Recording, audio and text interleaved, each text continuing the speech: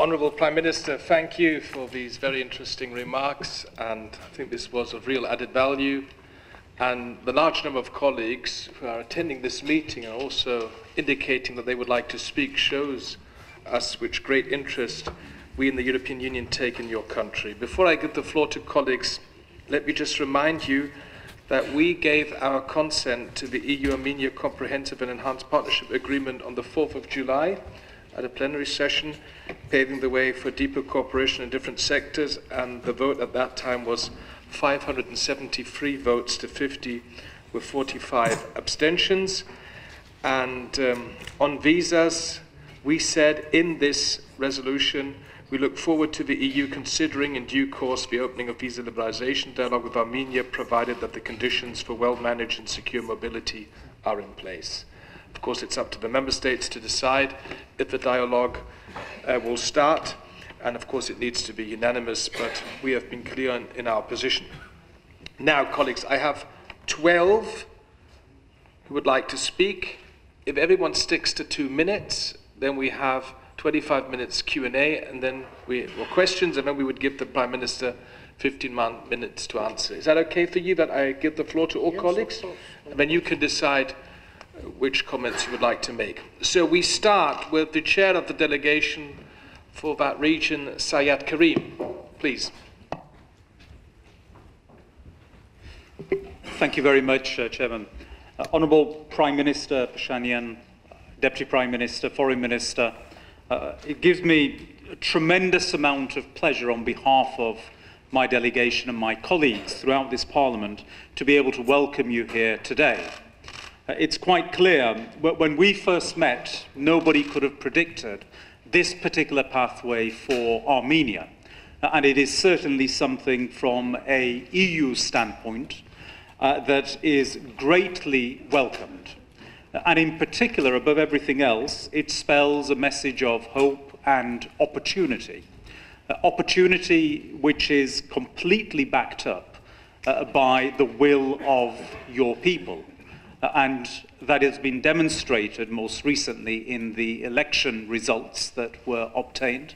And may I also thank our colleagues led by Heidi Hautala for their input in that election process, which allows us to feel absolutely confident in forwarding a message of congratulations to you, Prime Minister, and indeed render this Parliament to be in a very strong position to continue building upon the relations that we currently have at this moment in time.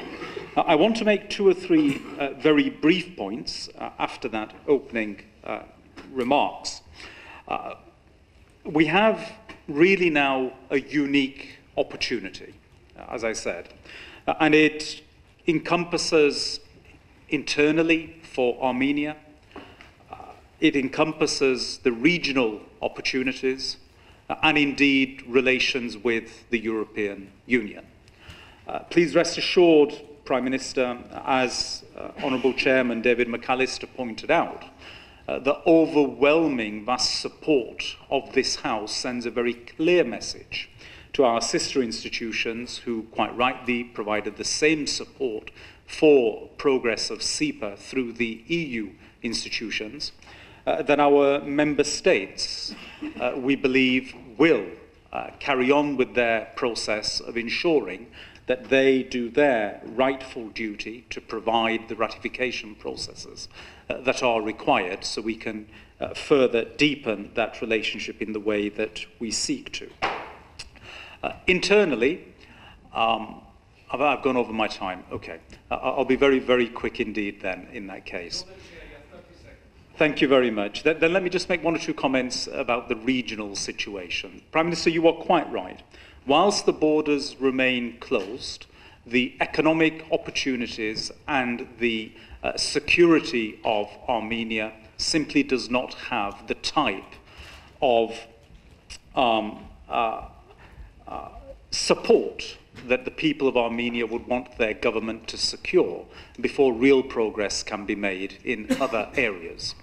On that, I think you will find that the European Parliament, based upon its previous resolutions, is able to continue giving its support. I will finish with that now. Thank you, Syed Karim. And now we come to the speakers along the political groups lines. We begin with Mr. Turkish for 2 minutes from the EPP. I welcome the positive development following the December 2018 parliamentary elections and read the report of the Election Observation Mission as presented by colleague Mrs. Heidi Hautala.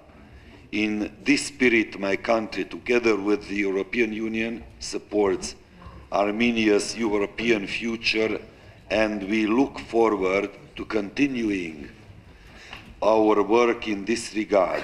We support the country's reform efforts, essential for further cooperation.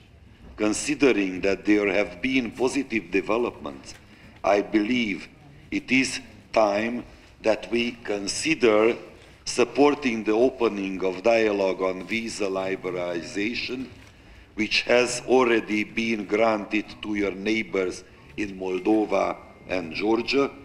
Yet, in order to support this, a long list of criteria still needs to be fulfilled, which require that you, Mr. Prime Minister, follow through the commitments your government has taken. I wish you all the best and the continuation of your efforts for the democratization of your country. God bless you. Thank you, colleague Turkish. For the S&D Group, Claire Moody. Thank you very much, and welcome, Prime Minister, and thank you for taking the time to come and talk to our committee as well. I'm part of the delegation that Sajjad Karim leads to the South Caucasus, and also was on the election observation mission. So it's a pleasure to get this chance to talk to you. Three particular things I wanted to raise. As you pointed out yourself, you have quite a long to-do list to go through, and the areas, the priorities you highlighted of delivering a better economy that delivers for the Armenian people is obviously at the top of that, and your point about the middle classes and developing a middle class. But it's going to take a long time, and so you have an expectation management thing to do in terms of recognizing that it will require some patience for you to be able to deliver reform on a large scale. And so I wondered what your plans are around that kind of profile of the development that will happen.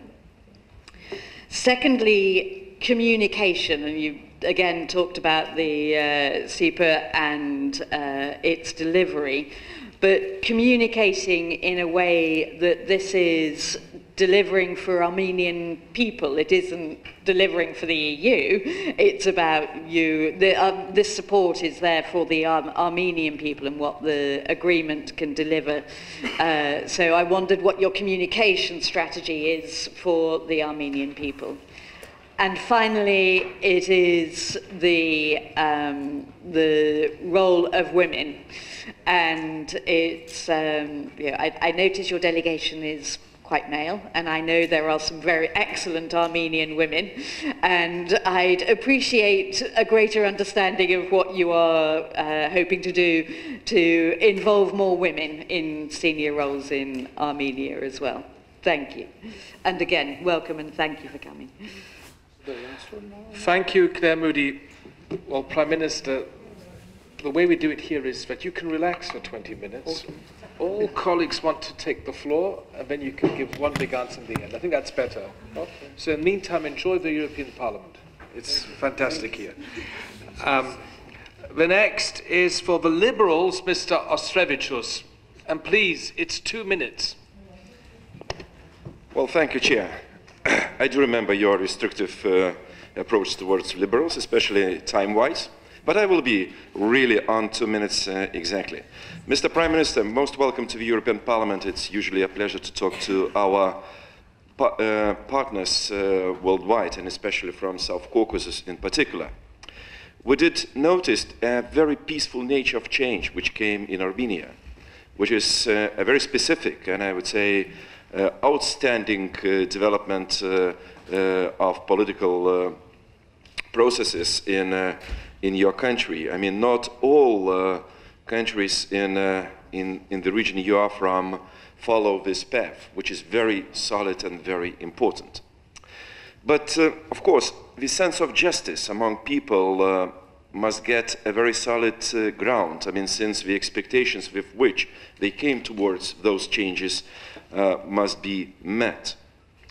And indeed, we followed some very scandalous corruption cases, disclosures, and involvement of former elites in stealing state properties to unbelievable levels. What should we expect in those many legal cases taken already against those who've been involved in corruption?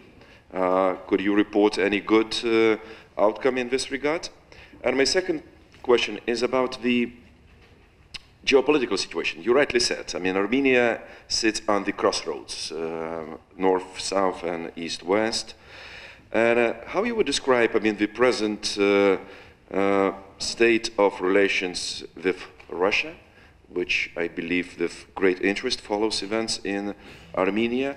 And would you be so kind, I mean, to make some comments on hybrid threats, and especially on disinformation and propaganda, which might be used against your country in terms of those political changes? Thank you very much, and good luck for you. Thank you, Petras. For the Greens, Rebecca Harms, bitte. So, dear Prime Minister, I also had the pleasure to visit your country immediately after the Velvet Revolution, and then the additional pleasure to come for the snap elections. And I think all colleagues here in from the delegation share the impression that so these elections were coming along with a big enthusiasm and a lot of hope in Armenian society, and we can only congratulate you to what you have achieved so far.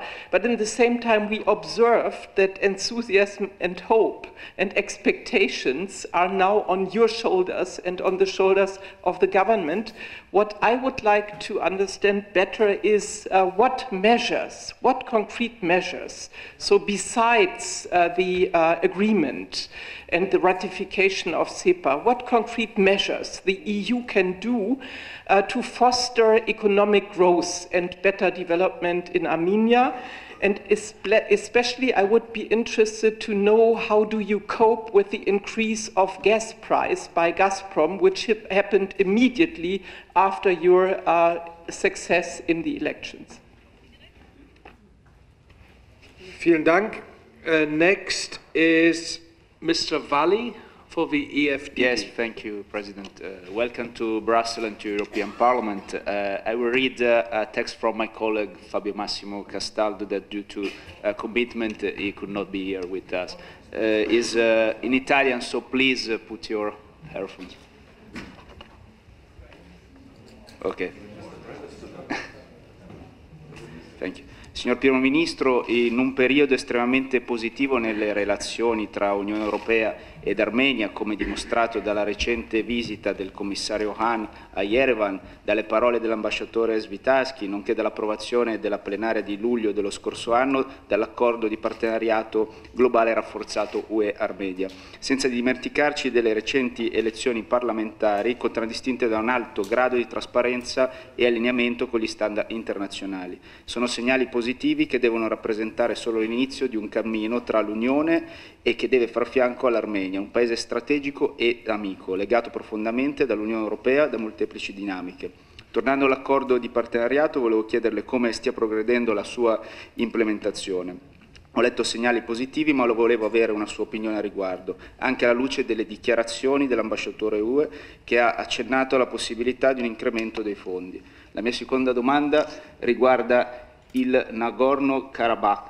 Ho letto di recente il comunicato dei copresidenti del gruppo di Minsk che riporta come lei e il presidente Aliyev abbiate accettato di incontrarvi. Cosa si aspetta da questo incontro, anche considerando i segnali tutto sommato positivi che arrivano dalla linea di contatto? Si aspetta possano esserci novità rilevanti? Infine, signor Primo Ministro, la ringrazio nuovamente e le auguro un proficuo lavoro. Nei recenti anni è successo molto in Armenia, c'è molto da fare, lei ha un programma ambizioso, sappia che saremo al suo fianco in questo sforzo. Grazie.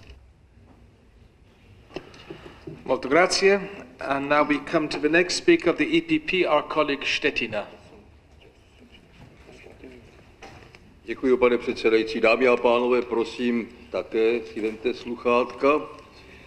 Vážený pane premiére, vítejte u nás. Vy jste zmínil události, které u vás nastaly. Já bych chtěl vysoce ocenit politickou kulturu arménského národa, který převrat provedl tak civilizovaným způsobem. A jsem rád, že se převrat v Arménii někdy také nazývá sametovou revolucí, Velvet Revolution, neboli rusky barchetná revolucia. Já jsem sám Čech a je mi potěšením, že jste převzali to jméno od naší sametové revoluce.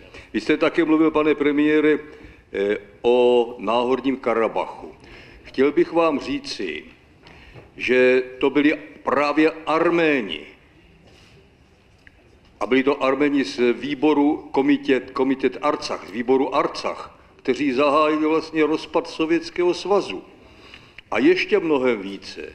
Byli to právě představitelé výboru Artsach, kteří už v roce 1988 přijeli do Československa a položili květiny na místo, kde se upálil na protest proti sovětské okupaci náš národní hrdina Jan Palach. Byli velmi stateční ještě za doby Sovětského svazu. V 88. roce to udělali. Byli vůbec první sovětští občané, které se k té okupaci jasně vystavili.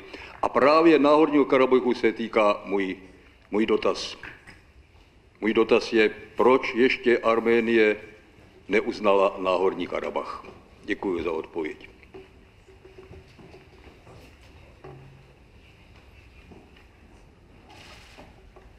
Thank you, colleague. We have 6 more speakers on the list. The list is now closed. Anna Gomes for the S&D Group.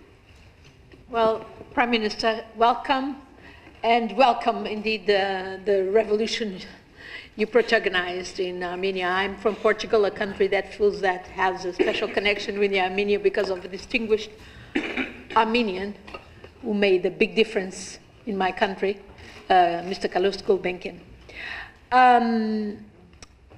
I share many of the concerns and the questions that my colleagues have already raised. I would like to tell you that, first of all, if you indeed are keen to recover the assets of this corruption that probably are invested in European countries, you should actually request the support of EU-funded project by UNICRI, United Nations Interregional Crime and Justice Research Institute, functioning here in Brussels, to actually help governments like yours, who are willing to indeed recover the assets that have been stolen by the corrupt. They are doing that work since 2003 from many countries of the Arab Spring. They could do it for you as well. The second question I'd like to ask you, you are supposed to have the most dangerous nuclear power plants in Armenia. And the EU has tried often to indeed engage to decommission safely and to replace it. And I'd like to ask you whether you indeed have an agenda for diversifying the sources of energy, namely to overcome this kind of blackmail that Gazprom is already making with you, and for more strategic concerns, namely, of course, the safety of your people and the whole region. Thank you. Thank you. For the ECR Group, Anna Fotiga. Thank you, Chair. Prime Minister, sir, welcome to AFET. We monitor the situation in your country with great interest and very carefully. Actually, I would like to learn how close Armenia is to our concern about threats coming from Russia. Well, I do not expect long speeches, but I would like to assess whether anything has changed in this respect. And also, I would like to listen some comments concerning relations with Turkey. Thank you. Thank you. Next for the Green Group, Barbara Lochbihler, bitte. Thank you, Chair, and also welcome, Prime Minister. And in your speech, you said the foreign policy will be the same, there will be no changes. I would like to come back to one of a foreign policy issue. You see, it's so necessary nowadays to strengthen a multilateral society, a world society, to strengthen the rule of law. And I think in this it would be also good to have your government under your leadership to strengthen, for example, the international law and international justice. And would you be able to engage to ratify, for example, the Rome Statute, the International Criminal Court, which is also part of the EU? There's an ICC clause in the partnership agreement. Thank you. Vielen Dank. Next speaker, Helmut Scholz, Entschuldigung.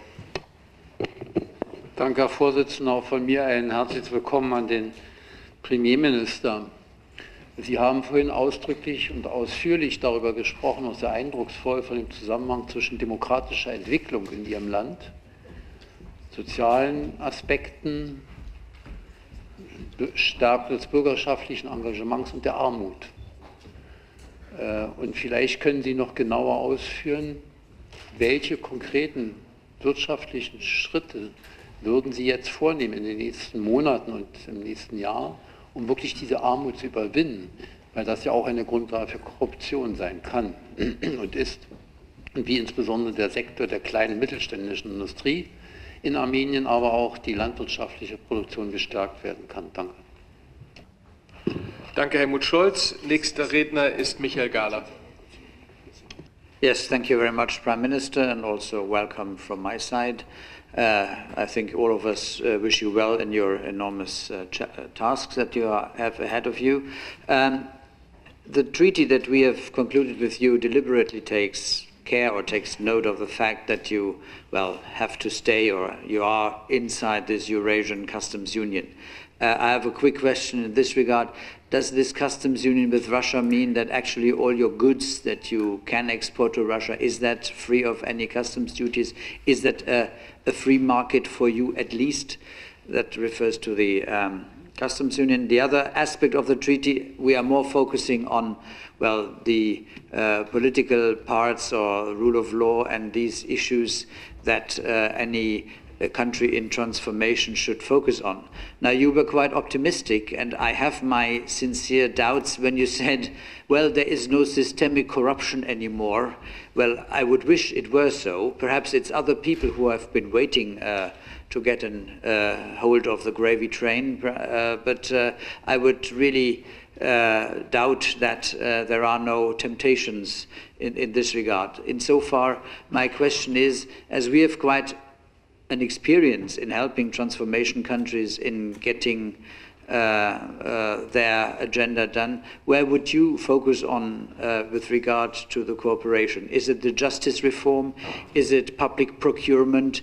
Is it, for instance, reforming the customs administration? Is it the prosecutor general's administration? All these structures that have been inherited from the old days and who were used well by the previous government, well, in the way they were used. Which is your prime focus, where you would see this is the priority also in the cooperation with the European Union? Thank you. Thank you, colleagues. If I've got it right, I have one more request to speak. Heidi Hautala. Thank you very much. And wait a moment. Charles Tannock, a late request. Well, yes, but you came in very late. Well, look, since it's only a few days left to the 29th of March, we should be very sympathetic to all our British colleagues. Heidi Hautala. Thank you. Thank you. Very generous of you, Chair. So, Prime Minister, what a difference to have led two election observations missions to Armenia, one on the 2nd of April 2017 and the other one on the 9th of December 2018. I cannot describe the distance between the ways these two elections were held.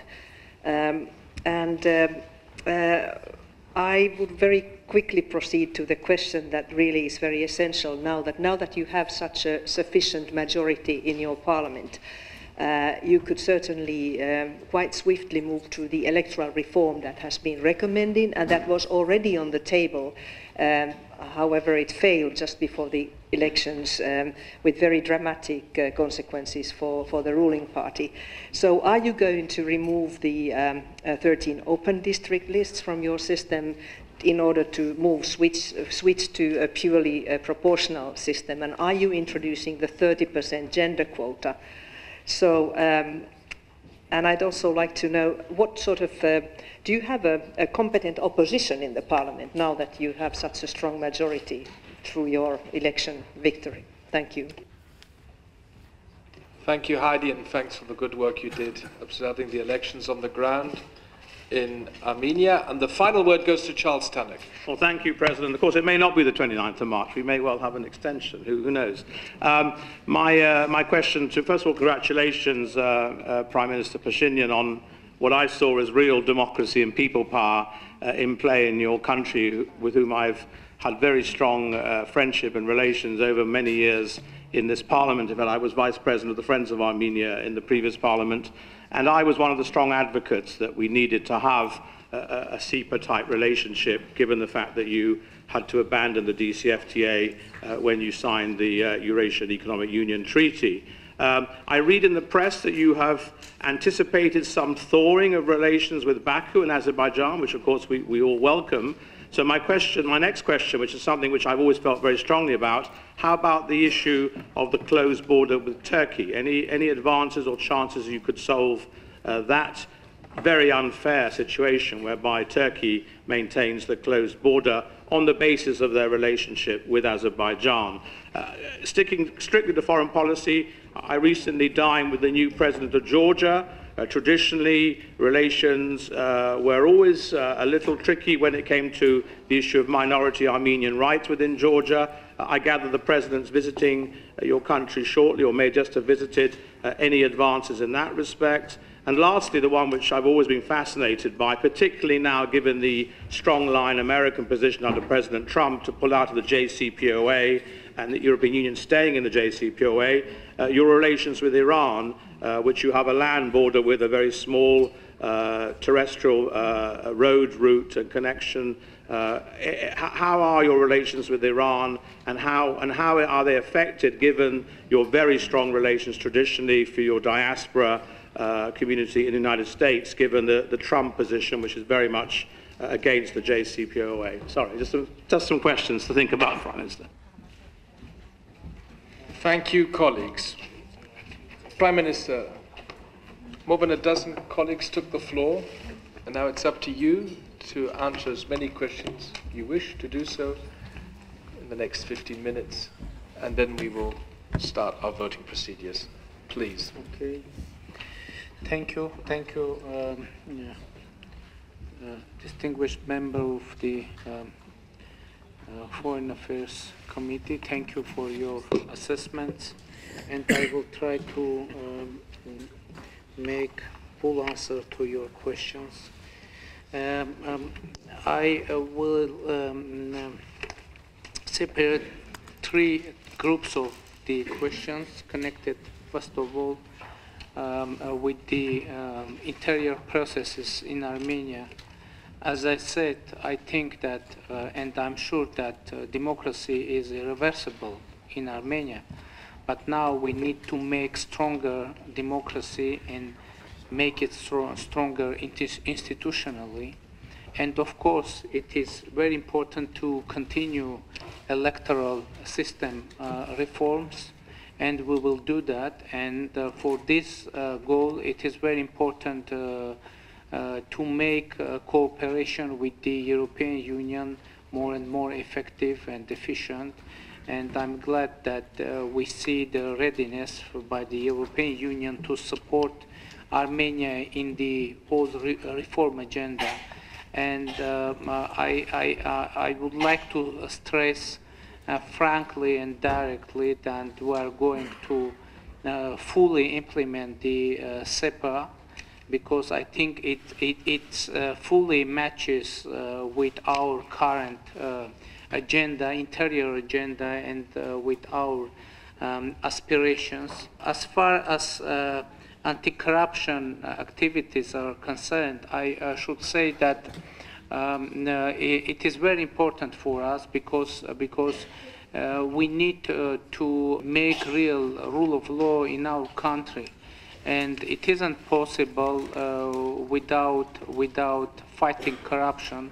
And yes, now we have several very famous criminal cases against the former high officials, and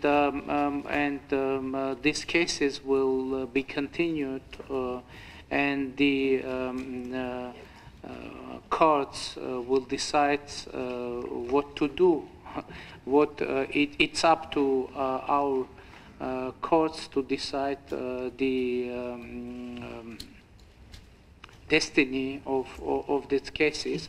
But you know, it is very important to state that making our judicial system really independent, it is very important. You know, from very beginning, our government, and personally me, I refused to continue apparent practice of making decisions, court decisions in the government and conveying it to the courts. But now, to be honest, I'm not fully sure on the independence of the courts, Armenian courts, because I'm not sure that the previous government on, let's say, oligarchy, didn't keep the tools and leverages to influence on the court. But it doesn't mean that we are going to interfere into court's affair. It means that we are determined to have real reforms to make our judiciary system really free and independent.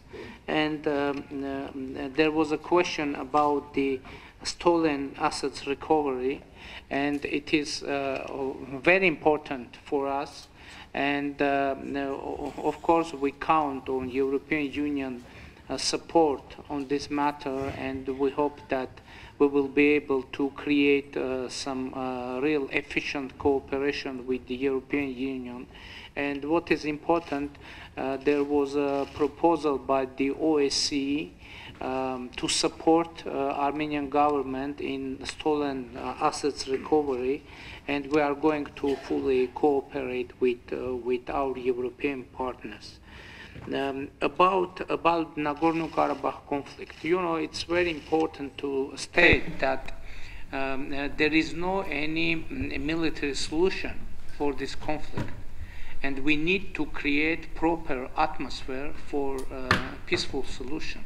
And from very beginning, our government is working on that, and we made, you know, it is very important to work on creating proper atmosphere. And in September, I've made actually unprecedented statement in our parliament saying that any solution of Nagorno-Karabakh conflict should be acceptable for Armenian people, for people of Nagorno-Karabakh, and for Azerbaijani people. And to be honest, it was unprecedented announcement by the Armenian Prime Minister, and at least for last 20 and more years. And I had a hope that after my announcement, we will have the similar announcement from Azerbaijan, by the Azerbaijani president, but unfortunately this hope isn't fulfilled yet. And in contrary, we are hearing continuous threats from Azerbaijan that they are going to solve Nagorno-Karabakh conflict by using force and without consideration of the rights and interests of Nagorno-Karabakh people and people of Armenia. And I can say that in this situation, it's very hard to imagine that we will be able to solve this conflict very soon. For solution, we need to bring Azerbaijan into dialogue mood, but unfortunately, we can't say that we have such a situation now. And what is very important, it's about the format of negotiation process. It is internationally recognized that Nagorno-Karabakh conflict has three sides: Azerbaijan, Nagorno-Karabakh, and Armenia, and it was internationally recognized in 1994 OSCE summit in Budapest.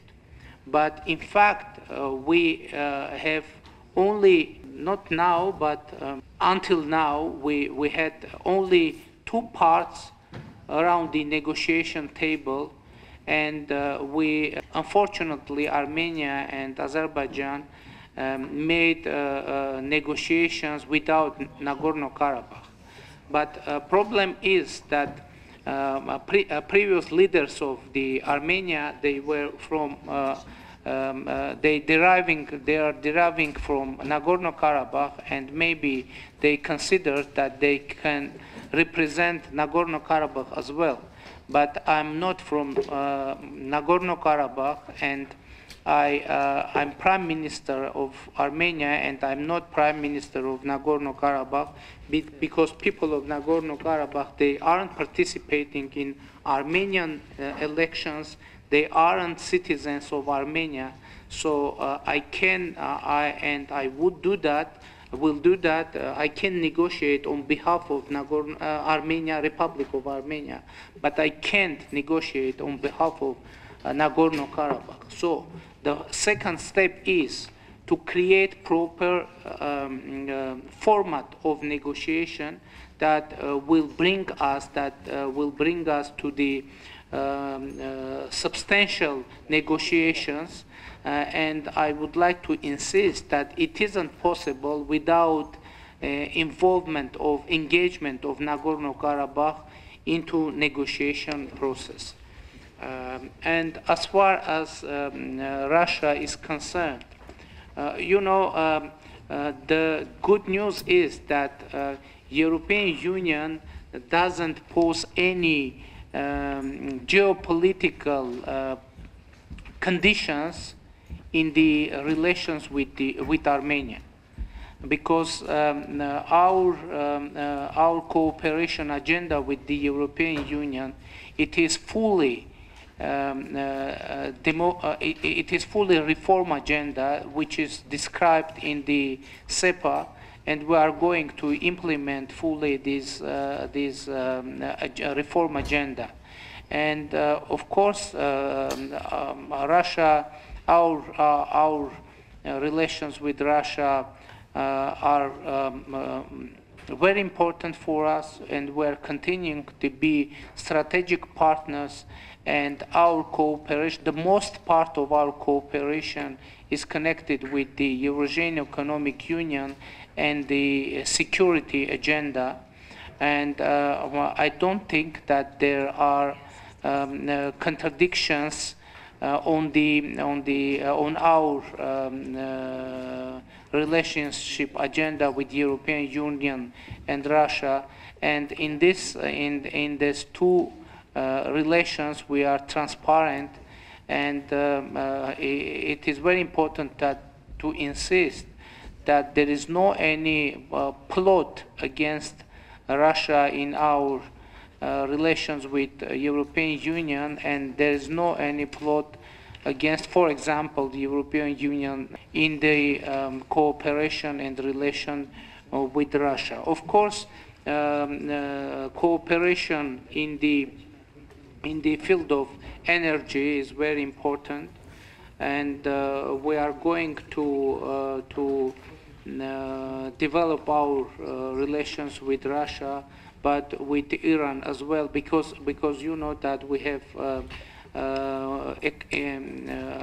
cooperation in energy with Iran as well, and we are going to further develop our relations. And recently I made a visit to the Iran, and we were discussing the opportunities on further development of our cooperation in the field of energy.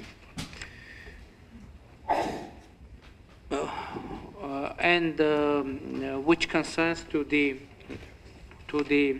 concrete steps, you know, our ideology is the same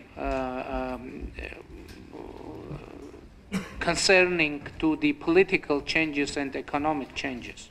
What was the main ideology of our political changes? It was encouraging people to make concrete steps in deciding their own future. And in terms of economic changes and economic revolutions, we are going to encourage our people to make economic activities. Why this is important? Because before the revolution, we had monopolies and oligarchies that restricted the opportunities for economic activities, and now we opened the field, and now we are going to make level playing field, which is very important. We are going to reform our tax code and to support our small and medium businesses, and we are going to create a new niche in our economy named microeconomy, and we are going to free these people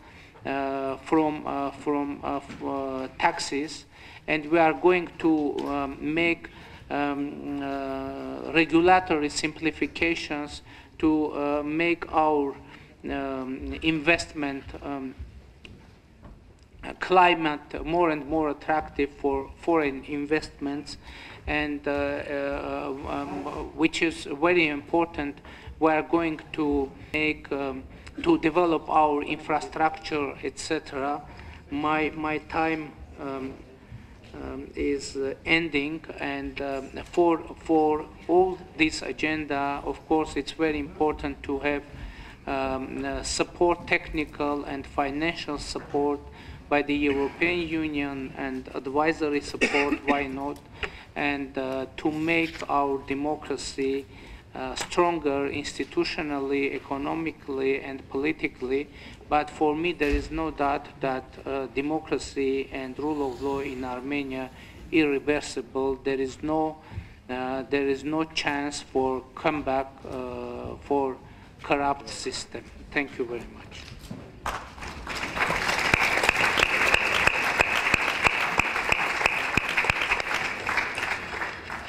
Prime Minister Pashinyan, let me thank you on behalf of all our colleagues for coming. I thought this was a very valuable exchange of views. Good luck to you and your ministers, and have a fruitful further round of meetings here in Brussels. God bless your work. Thank you very much.